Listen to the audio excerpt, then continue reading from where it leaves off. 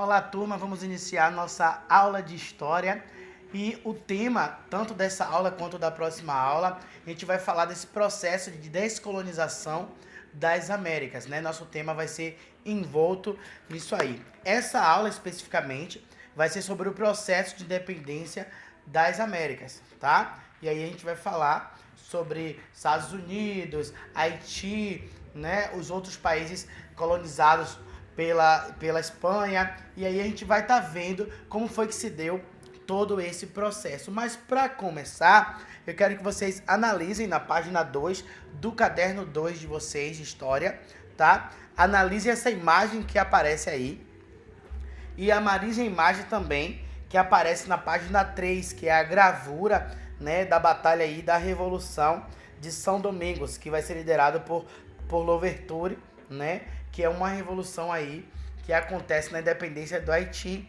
Então, eu trago uns questionamentos para vocês. A civilização dos nativos, né, civilizar os nativos em si, vai ser um pretexto para a colonização, né? Então, qual era o real objetivo dos europeus para dominar o continente americano como um todo?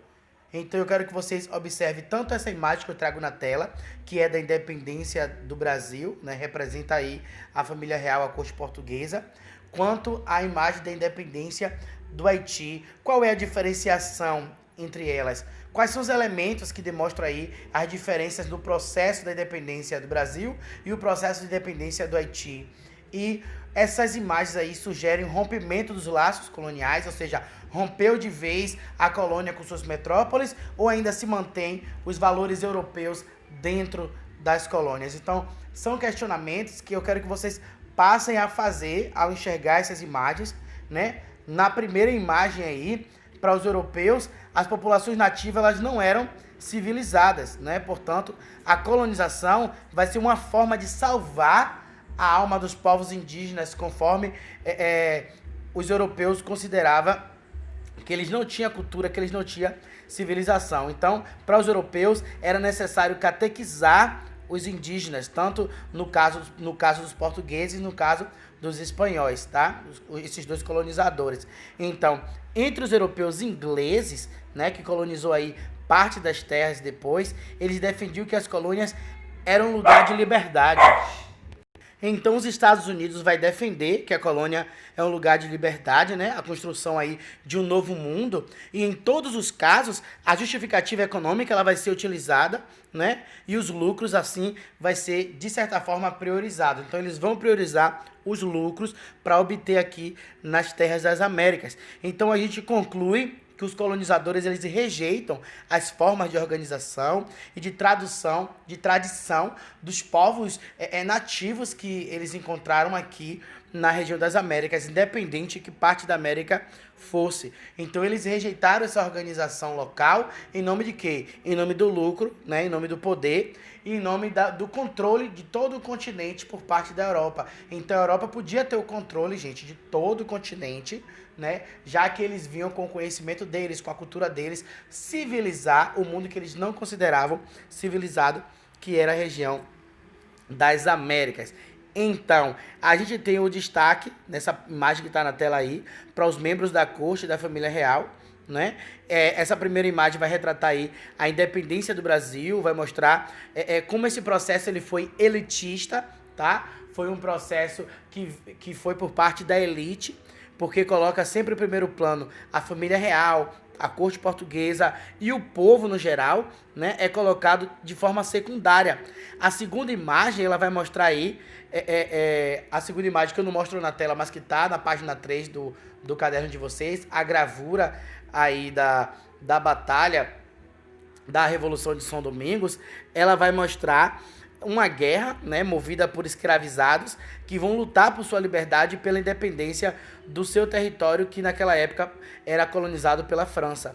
Então, a primeira imagem destaca um caráter elitista e de permanência de todas as estruturas políticas europeias, né, enquanto a segunda vai trazer aí um caráter popular revolucionário da independência do Haiti. né? Então, há uma independência do Haiti, só que a independência do Haiti não vai acontecer de forma elitista, ela vai acontecer pelos povos escravizados. Então, as imagens sobre a independência do Brasil, ela vai trazer que há uma permanência das práticas políticas e do sistema adotado pela metrópole, que era Portugal, né? E no caso da imagem do Haiti, há uma percepção do rompimento com base na revolta social dos escravizados e o protagonismo dos próprios escravizados aí nesse processo de rompimento político.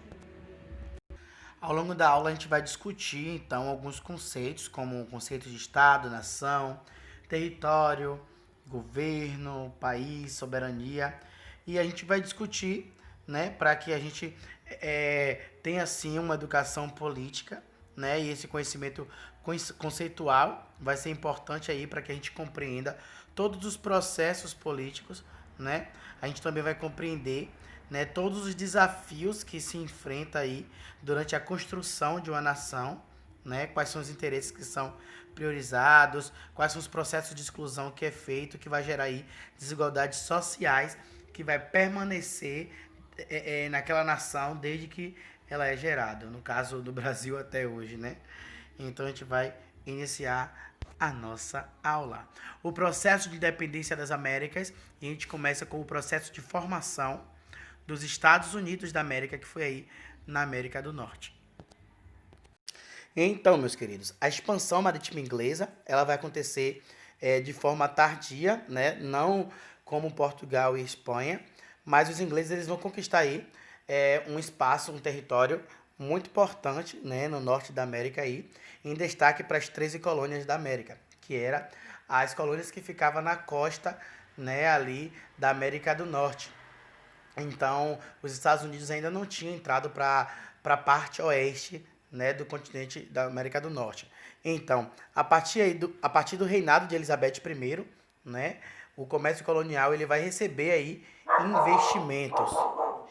Então, o comércio colonial ele recebe aí esses investimentos. E a colonização inglesa na América ela vai ser aí uma parceria entre a coroa inglesa, né, e a chamada companhias de comércio privada, né? Todas essas companhias privadas, essas empresas, né, de indústrias vão se instalar aí na América do Norte. Então, a participação da burguesia inglesa na colonização vai influenciar toda uma organização social e econômica nas colônias, principalmente nas colônias do norte, que a gente vai ter essa divisão em colônias do norte, colônias do centro, né, e colônias do sul aí, se referindo à América inglesa.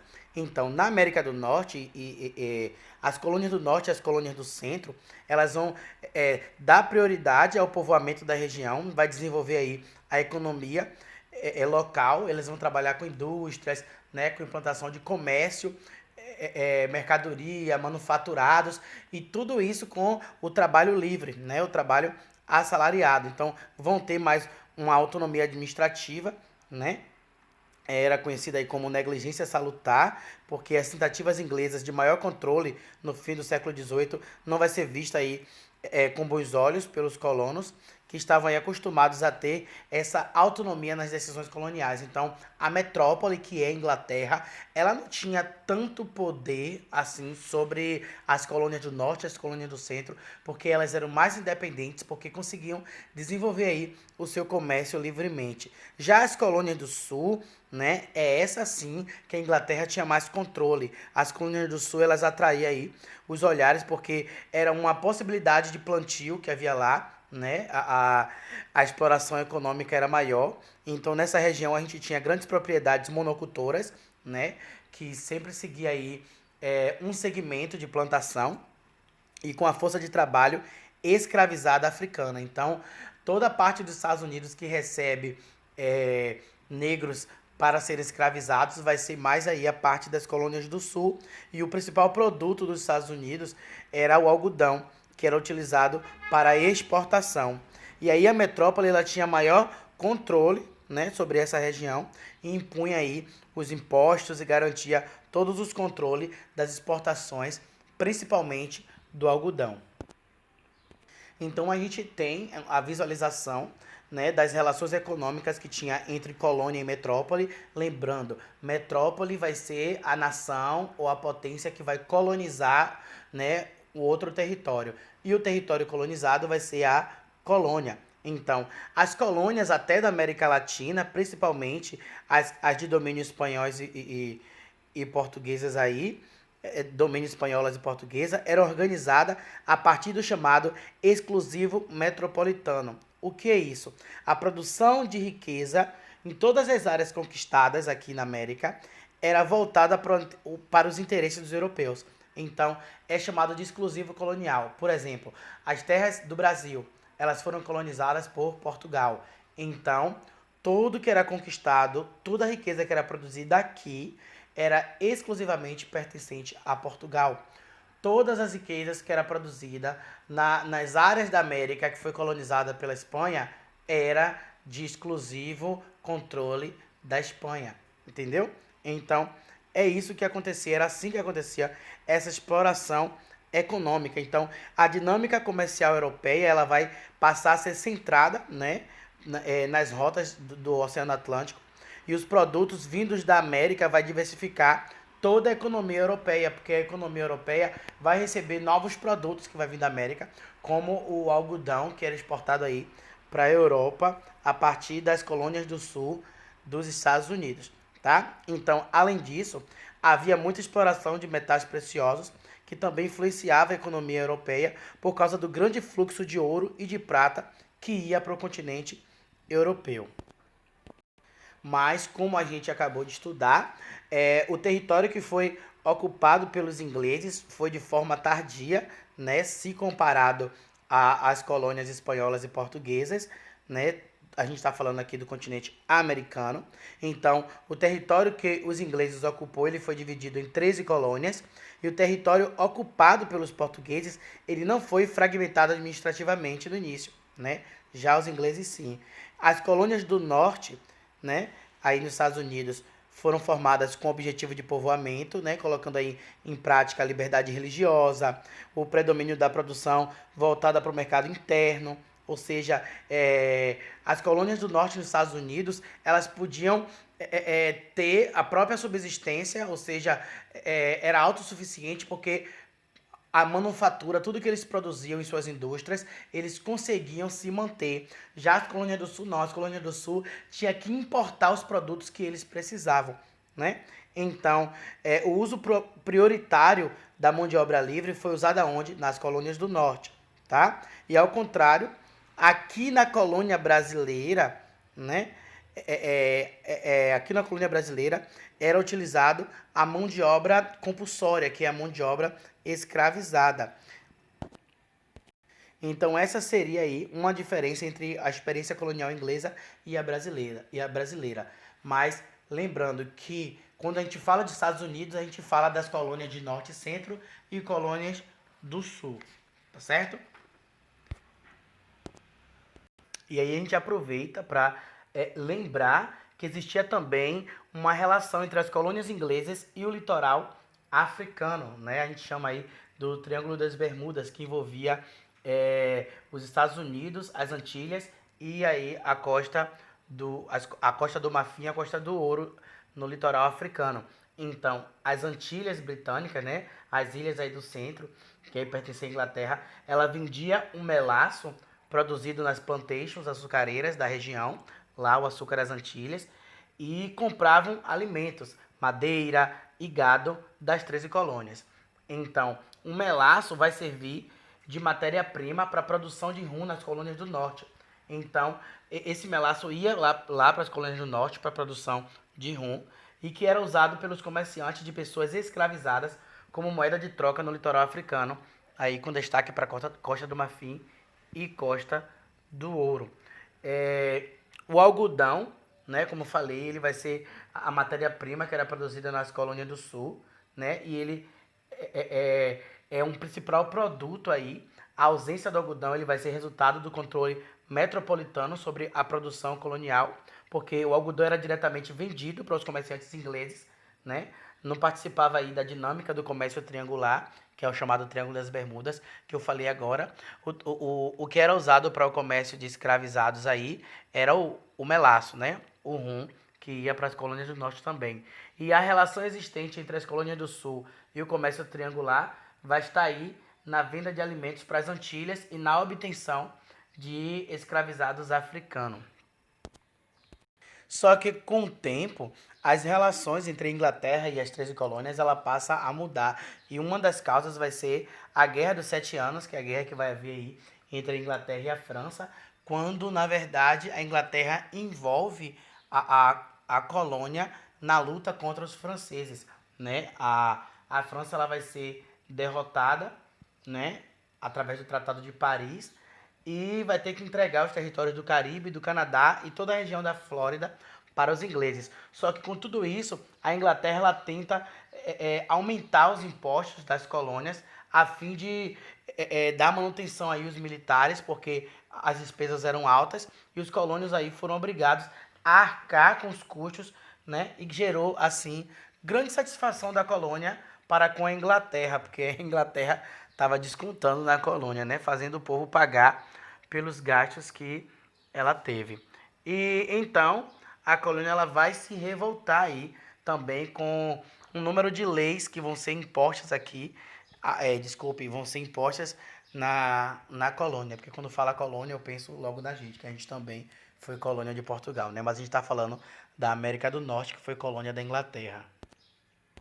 Então, para conseguir todo esse recurso financeiro, a Inglaterra vai impor muitas leis, né? Lei do açúcar, lei do selo, lei do alojamento, lei do chá, atos Townshend. Então, vão ser diversas leis aí que vão revoltar os colonos, né? E vai colocar a metrópole em alerta de qualquer forma. A lei do açúcar mesmo vai determinar aí o aumento dos tributos sobre a importação do açúcar, né, do açúcar antiliano, e a criação de impostos para dificultar o comércio açucareiro nas outras regiões do Caribe. Os altos Townshend vai ser aí taxação de chá, papel, corante. O objetivo era o quê? O controle do contrabando, né? O controle do comércio entre as colônias, para que não houvesse aí nenhum tipo de desvio. A lei do selo vai ser a lei impostos sobre documentos, livros, jornais, comprovantes, que todos deveriam usar um selo que era concedido pela metrópole, que era a Inglaterra, a fim de controlar aí toda a comunicação que havia e, ao mesmo tempo, ter dinheiro a partir do selo, né? A lei dos alojamentos, que é quando os colonos foram obrigados a alimentar e fornecer moradia para o exército britânico. E a lei do chá, que era o monopólio da Companhia das Índias Orientais no comércio do chá. Então, a gente vai ter o chamado Massacre de Boston, né, que vai ter em 1770, num clima de satisfação. Então, no dia do massacre, vai haver uma manifestação contra os chamados Altos Townshend, que eu expliquei a vocês ali, né, que acontecia aí nas ruas de Boston. Era os militares todos reagindo com bastante violência, e aí morre 5 colonos. Então, depois do massacre, só aumentam aí as tensões. E aí vai ser nesse período que Benjamin Franklin e outras lideranças surgem, né, contra todos os abusos que haviam de cobranças de impostos e o controle exercido pela Inglaterra. Benjamin Franklin vai ser o defensor das ideias liberais, né, e teórico aí do empreendedorismo.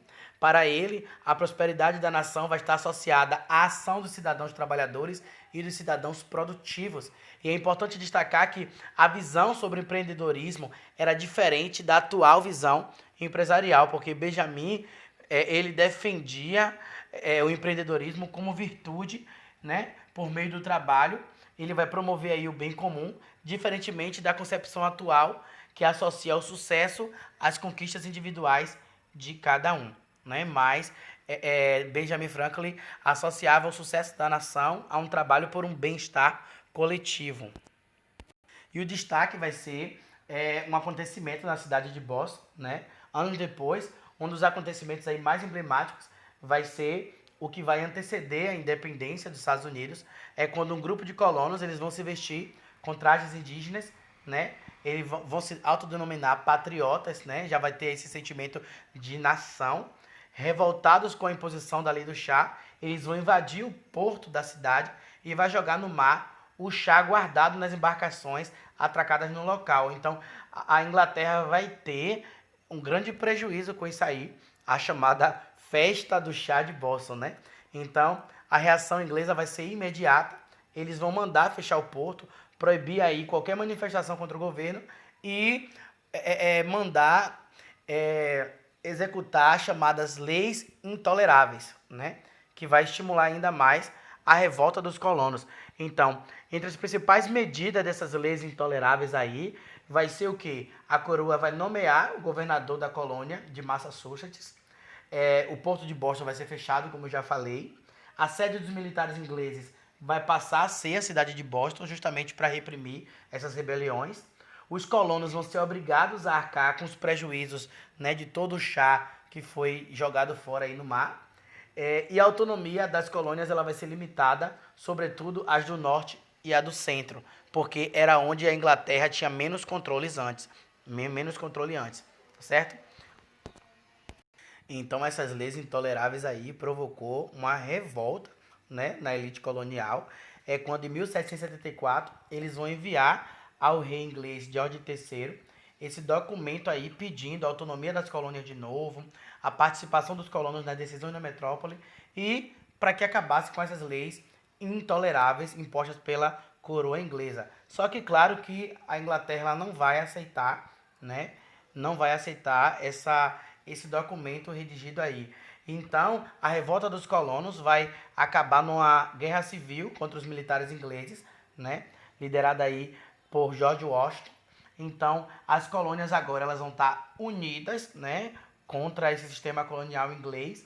E vai ser no segundo congresso da Filadélfia, em 1775, né, durante as reuniões vai ficar claro aí que a solução vai ser a independência. Então, Thomas Jefferson vai redigir a Declaração de Independência das 13 colônias, né, e vai ser assinada no ano seguinte. Só que a Inglaterra ela não vai aceitar esse documento, mas mesmo assim, para os Estados Unidos, o marco da independência deles vai ser quando eles se declararem independentes, que vai ser 4 de julho de 1776. George Washington vai ser aí um representante sulista, né, da colônia do Sul, e ele vai ser presidente dos Estados Unidos, o primeiro presidente dos Estados Unidos. Era um rico fazendeiro da Virgínia, vai se tornar chefe das tropas que lutaram contra a Inglaterra e era contrário à abolição da escravidão. Olha aí, porque ele era um fazendeiro do Sul, então ele tinha o que no Sul? Escravizados, né? Porque a mão de obra utilizada nas colônias do Sul era mão de obra escrava. Então, as ideias de liberdade e igualdade defendidas por ele, né, estava aí restrita aqui aos homens brancos e apenas à elite econômica. Já Thomas Jefferson, ele vai ser o principal redator aí dessa declaração da independência e ele vai ser o terceiro presidente dos Estados Unidos. Ele era um rico fazendeiro também, mas era advogado e uma das principais vozes do pensamento iluminista aqui na América inglesa. Quando eu falo aqui é porque a gente também está na América, viu? Apesar de ter sido dono aí de mais de uma centena de escravizados, ele acaba defendendo a igualdade. E aí suas ideias sobre a abolição vão ser derrotadas. E aí a escravidão vai durar mesmo até 1868 nos Estados Unidos. Então a Inglaterra não deixou barato e aí começa essa batalha aí entre a Inglaterra e os colonos da América Inglesa. Os franceses vão ajudar, os espanhóis vão ajudar quem? Ajudar os colonos, né? Porque eles não estavam satisfeitos com a Inglaterra também. Então começaram a ajudar os colonos e a Inglaterra ela vai perder a batalha na chamada Batalha de Yorktown em 1781, mas só 2 anos depois é que a Inglaterra ela reconhece a independência dos Estados Unidos. Então, vários fatores foram importantes para esse processo de independência, né? Entre eles, a gente tinha que saber que os filhos da elite dos colonos daqui da América Inglesa, né? Eles iam estudar lá na Inglaterra, eles estudavam lá na América Inglesa. Eles estudavam lá na própria Inglaterra, né? Na metrópole. E por esse motivo é que eles tinham lá as ideias liberais, as ideias iluministas, e é por isso que essas ideias atravessaram o Atlântico, vieram para aqui, para a parte da América Inglesa. Então, as colônias do Norte, por exemplo, tinha aí uma vida intelectual intensa, né, no período da independência, com a publicação de livros, de jornais, que serviam aí como referência para todo esse processo. É por isso que a Inglaterra emitiu a tal da lei do selo, porque foi uma tentativa de censurar aí a liberdade de expressão dos colonos. E por isso a gente pode ver, né, toda a semelhança entre Thomas Jefferson, né, que ele vai redigir aí essa Declaração de Direito da Independência, com as ideias iluministas, por exemplo, John Locke, porque John Locke é um pensador iluminista e tanto ele quanto Thomas Jefferson defendiam os direitos naturais dos seres humanos, né, a necessidade aí de existir um contrato social entre os governantes e os governados, né, ou seja, que os súditos, né, que são os governados, se submetesse ao governo de uma pessoa que seria, para John Locke seria o rei, porque ele defendia a monarquia, mas para Thomas Jefferson seria aí um presidente, porque ele vai defender uma república. A diferença entre eles só está na questão da forma de governo. Então, durante todo esse processo de independência dos Estados Unidos, as colônias, né, do Norte e Sul, elas se uniram, né, uma vez aí que as diferenças regionais eram bem significativas, então foi importante elas se unirem, né, porque elas precisavam estar fortes agora por um sentimento anticolonial, né, contra a Inglaterra, e alguns colonos do Sul até ficaram assim resistentes à ideia de independência, porque estava com medo de que isso afetasse a venda de seus produtos para a Inglaterra, né, ficou com medo disso aí, e o desejo de manutenção da autonomia aí era geral, né? Ou seja, tinha que haver a unidade política para eles conseguirem aí consolidar a sua independência, né? Realmente está uma coisa consolidada. A bandeira, uma curiosidade é que a bandeira dos Estados Unidos, ela, né, já tinha sido escolhida. Ela tinha 13 listras, né? Alternando entre vermelho e branco, que representava as 13 primeiras colônias.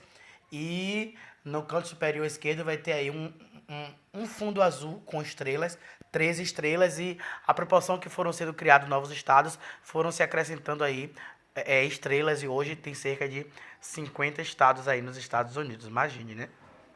O Brasil não chega isso tudo não, só um pouquinho mais da metade.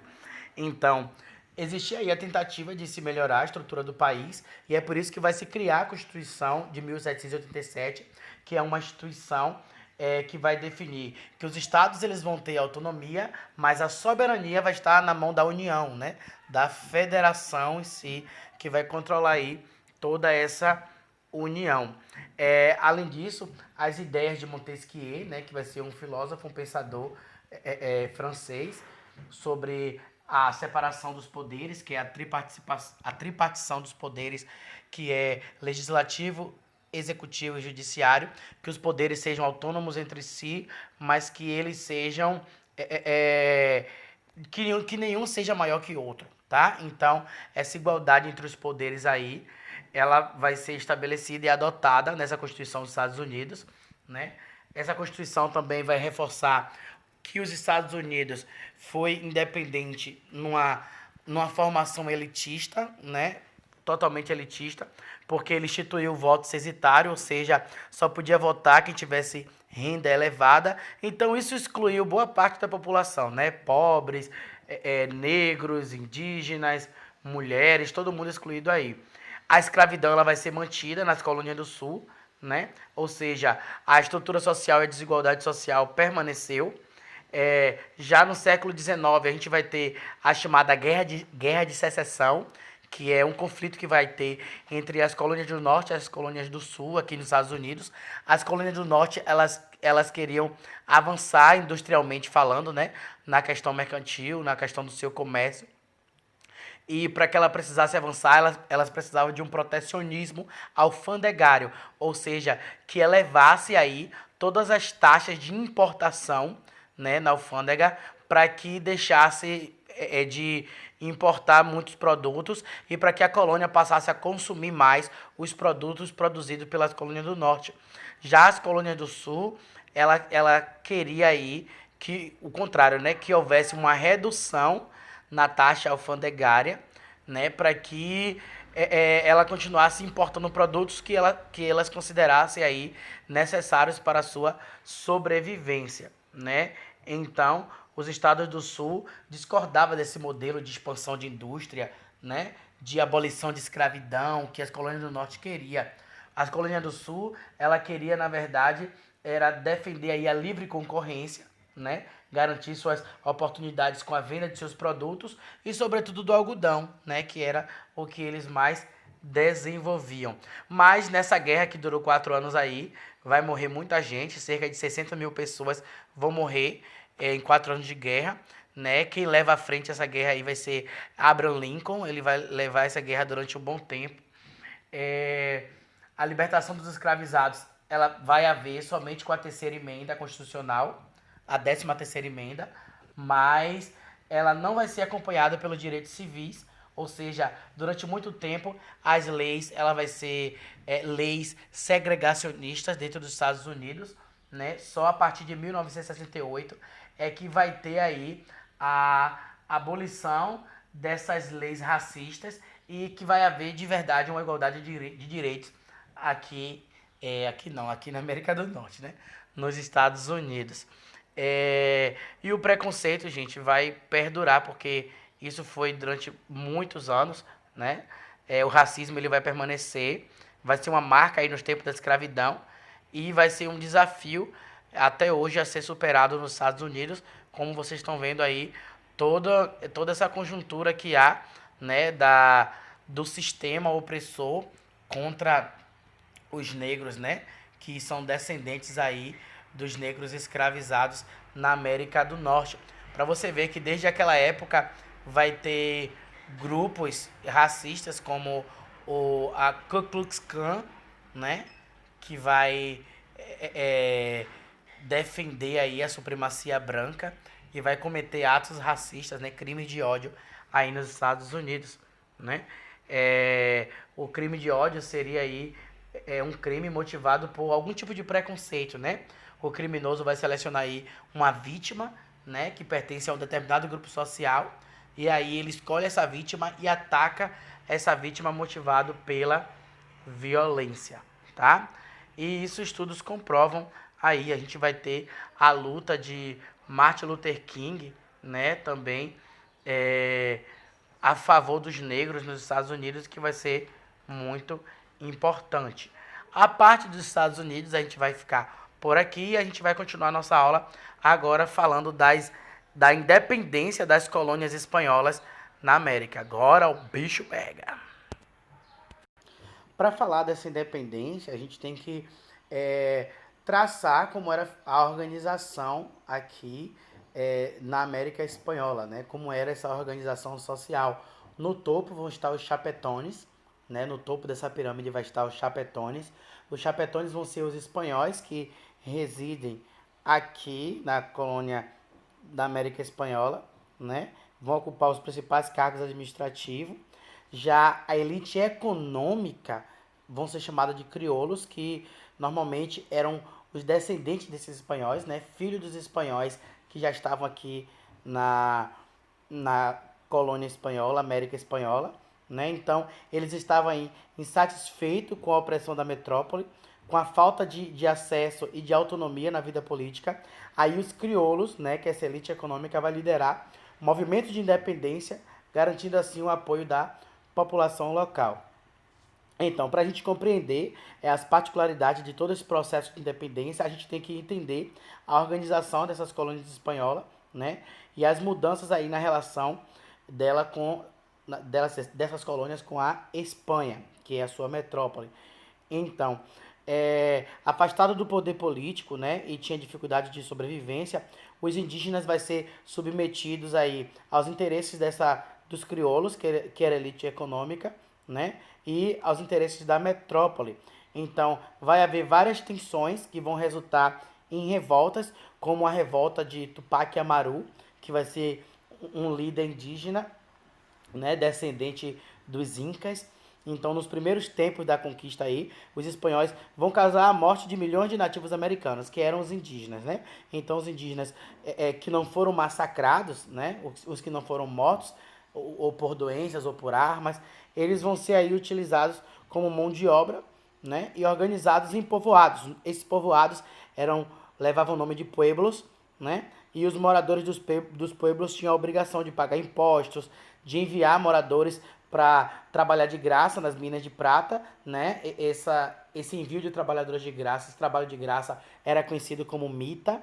E a situação ela muda já no século XVIII, quando a coroa espanhola ela vai tirar esse poder da elite indígena, né? A elite indígena era conhecida como curaca, porque tinha os pueblos e tinha os curacas, que eram os líderes indígenas que administravam os pueblos para a elite colonial, né? Então, vai tirar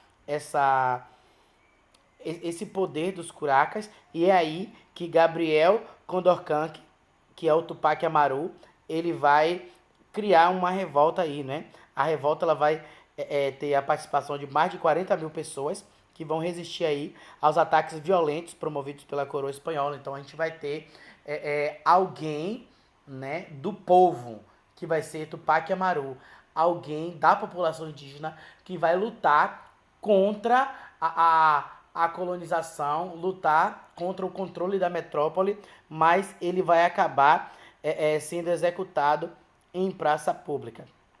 Então, e o engraçado é que a população dessa América Espanhola aí, né, os vice-reinos, porque a América Espanhola tinha o vice-reino da Nova Espanha, o vice-reino da Nova Granada, o vice-reino do Peru e o vice-reino do Rio da Prata, né, todos eles aí, é, por volta do ano de 1800, calculava-se que em torno de 17 milhões de pessoas estavam nas Américas Espanholas. Então, de todo mundo aí, apenas 3 milhões eram brancos, né, que eram divididos aí entre chapetones e crioulos. E os indígenas e os africanos somavam mais de 14 milhões de pessoas que não tinham nem privilégios sociais, não tinham direitos nenhum. Para você ver que era a maioria, mas a metrópole conseguia controlar. E a gente não vai ter só Tupac Amaru, não. A gente vai ter também Juan Santos Atahualpa, né? Ele vai ser aí um chefe indígena que vai liderar uma rebelião aí no vice-reino do Peru. Ele vai afirmar ser descendente de um imperador inca também, né? Vai mobilizar vários indígenas na luta contra os abusos cometidos pelos espanhóis, né? Só que depois de resistir muitos anos contra a retomada do controle da região pelas tropas metropolitanas, Juan ele vai desaparecer e os indígenas vão acabar cedendo aí. Mas de qualquer forma a gente também vai ter Juan Santos Atahualpa como um líder que vai trazer essa rebelião e essa revolta contra a metrópole. E a gente tira essa ideia de uma questão elitista, né, de uma questão colonial elitista, e a gente vai ter aí uma luta que veio por parte dos nativos e que é importante a gente absorver e saber. Mas a gente tem que entender como é que estava a Europa, né, no contexto do início dos movimentos de independência. Então, não era de qualquer forma que os movimentos de independência começaram, não. Eles aproveitaram, claro, né, os problemas que estava havendo na Europa aí. A gente vai ter aí as conquistas napoleônicas que vai chegar até a Península Ibérica. A Península Ibérica vai ser a península formada por Portugal e Espanha.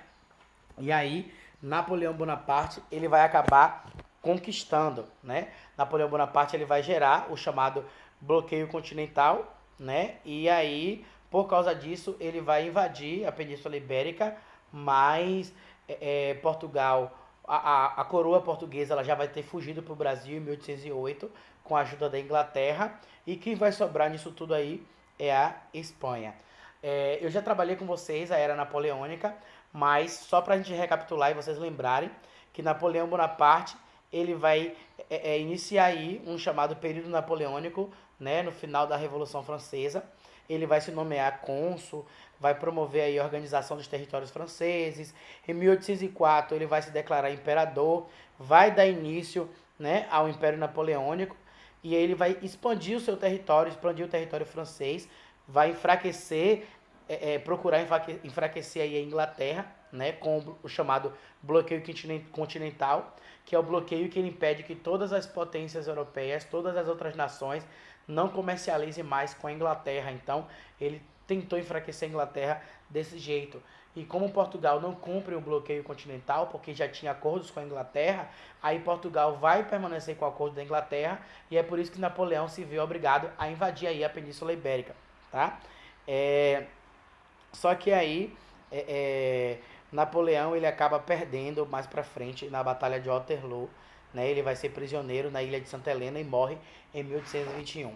Mas voltando para vocês entenderem, né, é que o parentesco entre as famílias, né, porque existia aí o parentesco entre as famílias espanholas e francesas, né, vai fazer dos espanhóis aliados dos franceses, né, aí já por volta de 1789, o período revolucionário, né? Só que no período revolucionário a parceria ela vai abalar, porque a Espanha ela vai se posicionar contra a França revolucionária, né? E aí as tensões aumentam de certa forma, porque quando vai haver o bloqueio continental, né? E Portugal e Espanha não obedecem, aí as tropas de Napoleão vão invadir a Península Ibérica, né? A gente vai ter o rei Fernando VII, o rei da Espanha, capturado, né? E vai ficar lá exilado na França por 6 anos, né? E aí o controle metropolitano, né, sobre as colônias ele vai acabar diminuindo nesse período, porque Napoleão vai pegar e vai deixar o irmão dele, José Bonaparte, lá governando na Espanha no lugar de Fernando VII. Então, a Espanha, enquanto metrópole da América Espanhola, né, enquanto dominadora, enquanto metrópole das terras aqui na América que a Espanha colonizou, ela não estava mais com aquele poder todo, porque no momento ela estava sofrendo esse ataque aí. Então, todas as forças da Espanha estavam agora voltados para se proteger contra as invasões napoleônicas, né? Então, a restauração da monarquia espanhola, ela só vai ocorrer aí quando o Império Napoleônico cai. Então, quando o Império Napoleônico cai, é que o rei Fernando VII ele vai restaurar o seu poder na Espanha. Então, a retomada do controle espanhol, né, não vai ser bem vista pelos colonos, e aí os movimentos de independência vão ganhar força. Eles vão ser influenciados já pelas ideias iluministas, as ideias liberais. A gente já vai ter tido a independência dos Estados Unidos da América. Então, tudo isso vai ser influência para que as colônias espanholas elas queiram ficar independentes da Espanha. Falar do processo de independência do México, né, é trazer aí esse processo de emancipação do que foi o vice-reino da Nova Espanha, porque o México pertencia ao vice-reino da Nova Espanha, né, que era a região aí mais rica com a exploração do ouro e também do tabaco e do açúcar, né? Aí a gente tem a notícia, né, da tomada do trono espanhol por Napoleão Bonaparte, e aí vai acabar dividindo opiniões, né? Parte do povo do lado da França, parte do povo do lado da Espanha. Então, é quando o padre Miguel Hidalgo vai aproveitar, né, e vai mobilizar indígenas, negros, mestiços contra a metrópole, contra o poder dos chapetones e dos crioulos dentro da colônia. Então, ele não só criou aí uma rebelião, uma revolução contra, né, o movimento contra a metrópole, mas também contra toda a elite econômica e administrativa que estava dentro da própria colônia. E em 1810 ele vai disparar o sino da igreja aí, né, chamando todo mundo para o evento conhecido como Grito de Dolores, para representar o início da luta pela independência mexicana. Mas um ano depois ele vai ser morto, né, vai ser sufocado aí. Esse movimento vai ser sufocado porque ele vai ser preso e morto.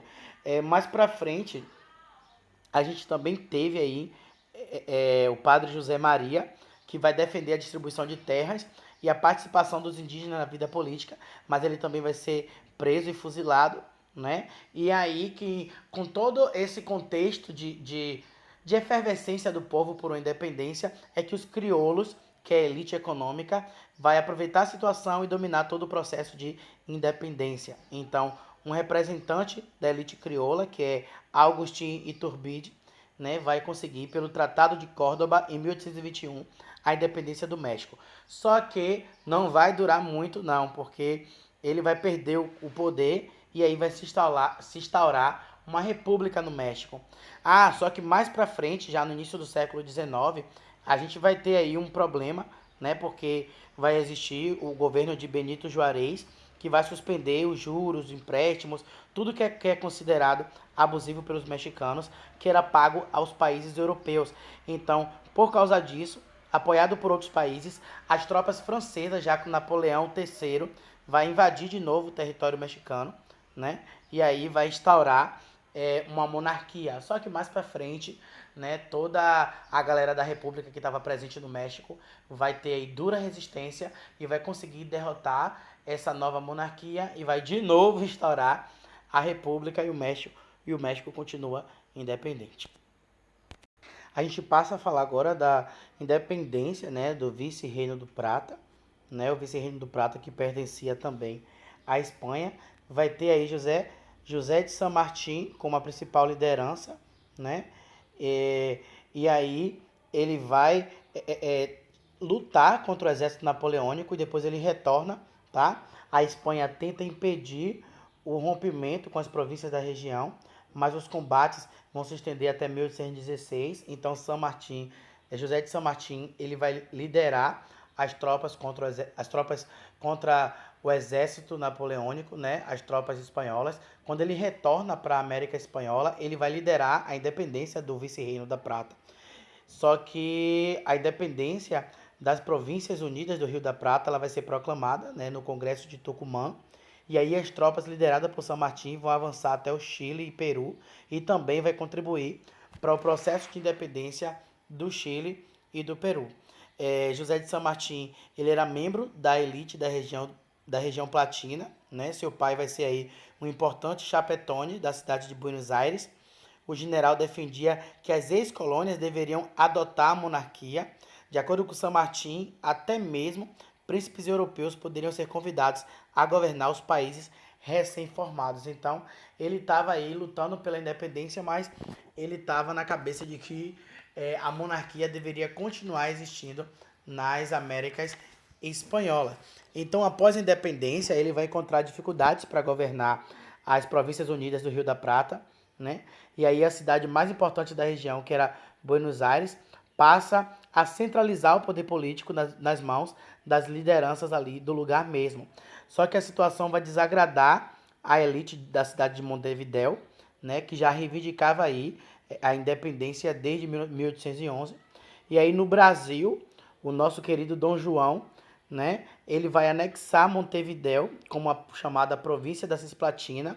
Só que em 1828 a região vai conseguir autonomia política e vai passar a ser chamada de Uruguai, né? A partir de um conflito que vai ter aí, né, que vai envolver aquelas regiões e o Brasil, a região do Uruguai ela vai ficar independente. E os paraguaios também romperam com a liderança de San Martín, né?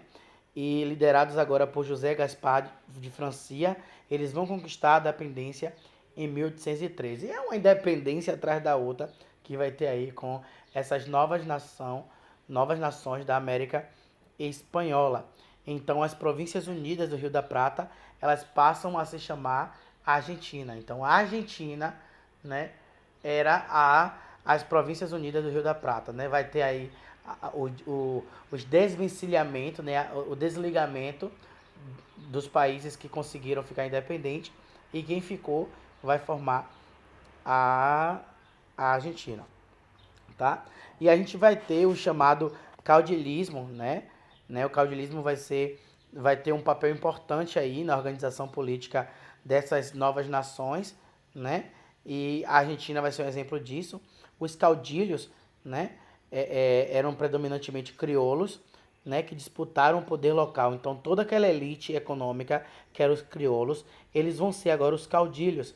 Eles vão exercer a influência, vão ocupar os vazios, né, deixados pela antiga metrópole e as novas estruturas que estavam sendo criadas.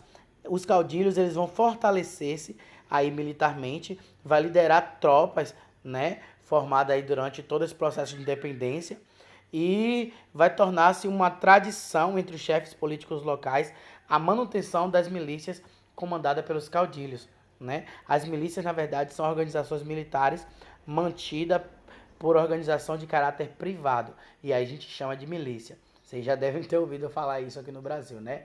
O que são milícias? Milícias vão ser organizações militares, só que não é pública, é de forma privada, né? Atende a interesses pessoais.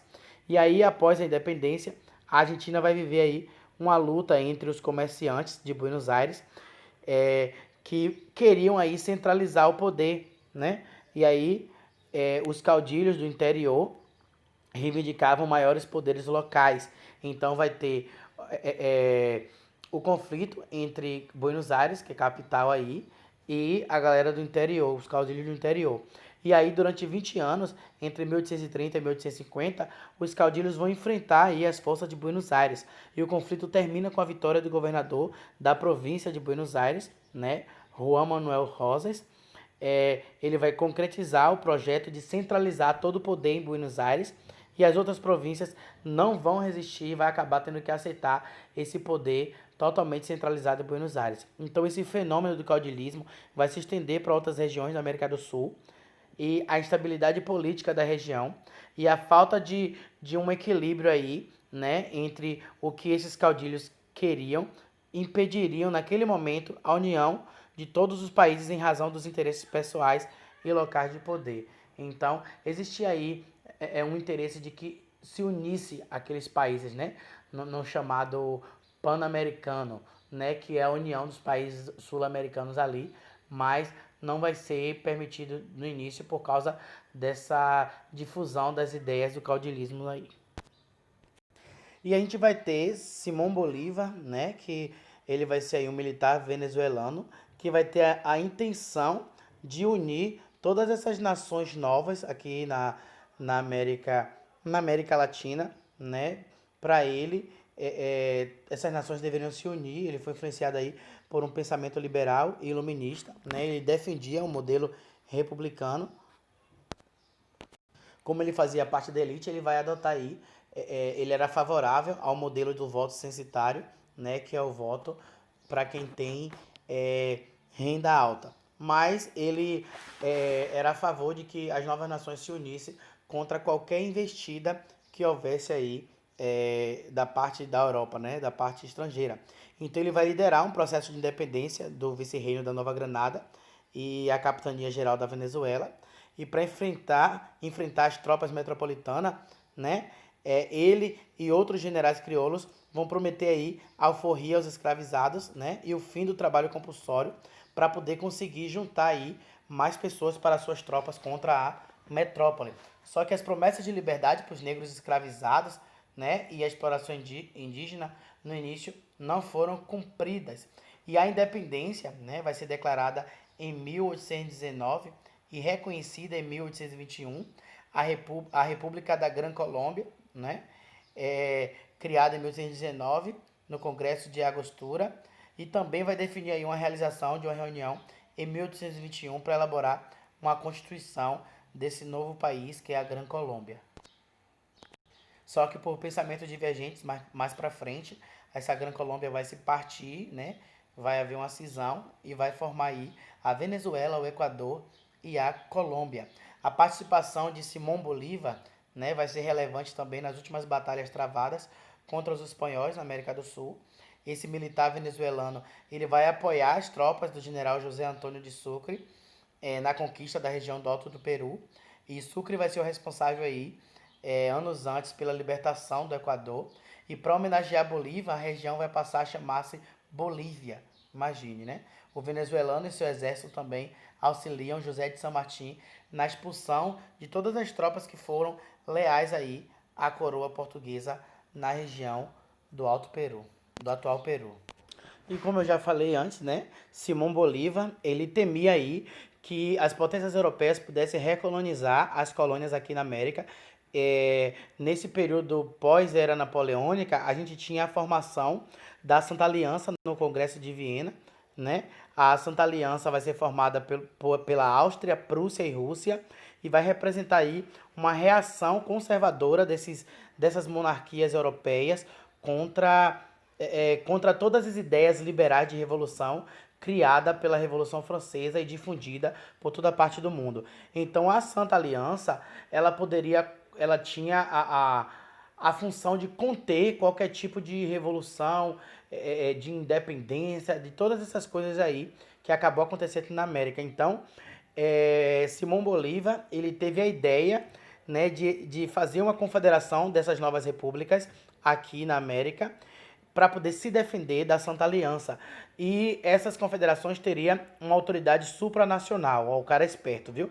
Ou seja, uma autoridade que ia acima do governo de cada nação. Então vai existir aí o Congresso, vai haver o Congresso de Panamá, né? Ele vai promover esse congresso, vai reunir os governantes, né, de todas essas novas nações aí, dessas ex-colônias, né? Vai haver um consenso entre os governantes dessas jovens nações para se criar uma aliança militar, né? Simão Bolívar, ele desejava aí uma América unida pelos laços políticos. Então, vai vir para essa reunião Colômbia, Equador, Panamá, Venezuela, Peru, México, né? A República Centro-Americana. Só que a Argentina e o Chile não foi, acabou não indo. Brasil, Estados Unidos e Inglaterra foram convidados como observadores, mas Estados Unidos e Brasil acabam não comparecendo, né? Então vai haver muita divergência de opiniões dentro dessa discussão aí no Congresso do Panamá e vai ver que não vai dar certo, né? Vai acabar colocando um fim nesse sonho de Bolívar aí de formar essa confederação. Aí a gente vai ter disputas territoriais, mais conflitos aqui na América do Sul, como a Guerra do Pacífico, né? Que foi aí um confronto envolvendo Chile e Bolívia com apoio do Peru. Aí vão disputar aí áreas de mineração. O Chile vai acabar anexando territórios que pertenciam ao Peru e à Bolívia. Até hoje, a Bolívia reclama do território que ela perdeu para o Chile, que era a sua saída para o mar. Os Estados Unidos, diante disso tudo, ele se preocupa, né, em todo esse período aí das independências dessas colônias das Américas Espanholas. Os Estados Unidos, ele acaba defendendo, né, o presidente na época, James Monroe, ele vai anunciar aí a chamada doutrina Monroe, que vai dizer que América para os americanos, né? Vai defender a todo o continente americano, seja do norte, central, do sul, contra as potências europeias, né? América para os americanos. Claro que os Estados Unidos tinham interesse econômico aí, né? Tinha interesse de ficar de amiguinho, né? Dessas novas nações americanas na América do Sul, mas com interesse, na verdade, de produzir aí as relações econômicas mais para frente e ter aí um crescimento industrial montado nesses países novos da América do Sul, e assim ele conseguiu, né? Se tornou aí uma potência do continente americano. Outra revolução que foi muito importante para um processo de independência, né? Nessa região das Américas vai ser a Revolução de Escravizados de São Domingos, porque São Domingos era a colônia que pertencia à França, né? Era uma colônia francesa e estava ali na porção ocidental da ilha de Hispaniola. A França, ela estava aí formava essa colônia por grandes propriedades, produzia cana-de-açúcar, né? E utilizava a força de trabalho africana.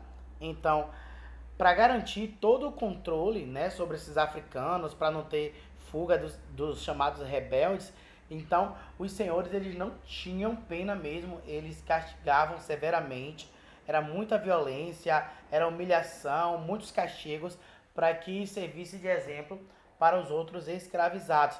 Então, a revolta contra todos esses abusos vai começar desde 1791 e vai acabar com a independência de São Domingos.